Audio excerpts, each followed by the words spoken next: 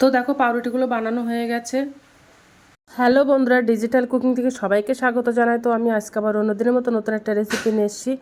আজকে রেসিপি হচ্ছে কাপ পাউরুটি বা টুইন অন পাউরুটি। তো চলো কিভাবে এই পাউরুটিটা বানায় শেষ পর্যন্ত ভিডিওটা স্কিপ না করে পাশে থেকে দেখার জন্য অনুরোধ রইল। আর ভিডিওটা ভালো লেগে থাকলে আমার চ্যানেলটা লাইক কমেন্ট শেয়ার এবং সাবস্ক্রাইব করে দেবে। তো প্রথমে আমি দেখো 3 চামচ চিনি দিয়ে দেবো গামলাটির মধ্যে। 3 চামচ চিনি, একটু জল দিয়ে দেব, দিয়ে চিনিটা ভালো করে গুলিয়ে নেব। আর 1 চামচ ওর মধ্যে আমি ইস্ট দিয়ে দেব, দিয়ে ভালো করে গুলিয়ে দেব। দিয়ে এবার 5 মিনিটের মতো রেখে দেব, একটা ঢাকনা চাপা দিয়ে রেখে দেব। তো দেখো 5 মিনিট হয়ে গেছে। এবার আমি ওর মধ্যে একটা ডিম ফেটিয়ে দেব।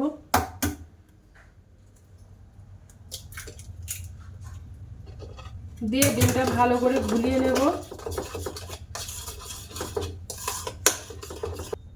ওর মধ্যে একটু লবণ দেব, 1 কাপ আমি ময়দার আটা দিয়ে দেব,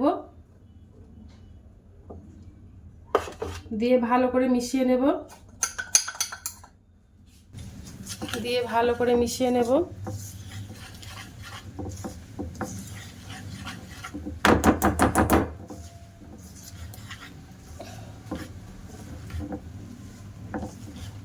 আর পাউরুটিটা যেন খেতে ভালো লাগে তার জন্য আমি 1 প্যাকেট গুঁড়ো দুধ দিয়ে দেবো ওর মধ্যে। গুঁড়ো দুধটা দিয়ে ভালো করে মিশিয়ে নেব।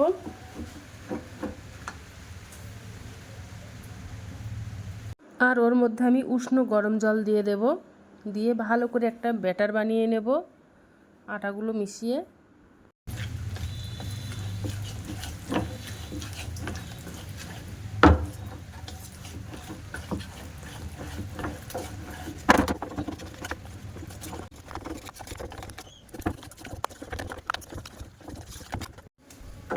তো দেখো ব্যাটারটা বানানো কমপ্লিট হয়ে গেছে। এবার কিছুটা ব্যাটার আমি একটা বাটিতে ঢেলে নেব, দুটো ভাগে ভাগ করে নেব।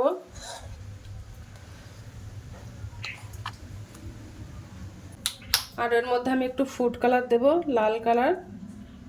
তোমরা চাইলে এটা স্কিপ করতে পারো, কিন্তু ফুড কালারটা দিলে দেখতে ভালো লাগে তার জন্য দিয়ে দিলাম।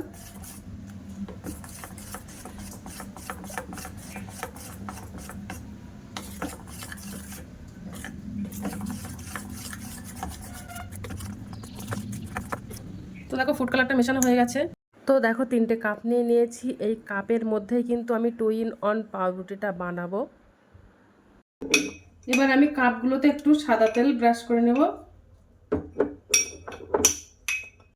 তো দেখো কাপের মধ্যে বেটারগুলো দিয়ে দিয়েছি, আর আমি 2 সাইডে 2 রকম কালার দিয়ে দিয়েছি। তোমাদের ওটা দেখাতে পারিনি টেকনিক্যাল প্রবলেমের জন্য। তো দেখো এইভাবে নিয়েছি, আর আমি একেবারে ফুল করে নিইনি, অর্ধেক করে নিয়েছি কাপে, কেননা ওটা যখন ফুলে যাবে তখন। এবার আমি ভাপটা দিয়ে নেব। তো দেখো কড়াইতে জল দিয়ে দিয়েছি, এবার একটা স্ট্যান্ড দিয়ে দেব, দিয়ে এবার কাপগুলো বসিয়ে দেব।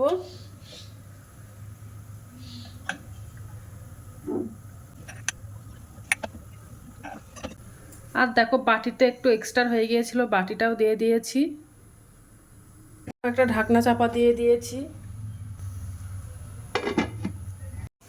তো দেখো ভাপ দিচ্ছি, আর দেখো ফুলে যাচ্ছে কত সুন্দর, দেখো কত সুন্দর ফুলছে। তো দেখো পাউরুটিগুলো সব বানানো কমপ্লিট হয়ে গেছে। এবার আমি পাউরুটিগুলো ঠান্ডা করে নেব, তারপরে পাউরুটিগুলো কাপ থেকে বার করব।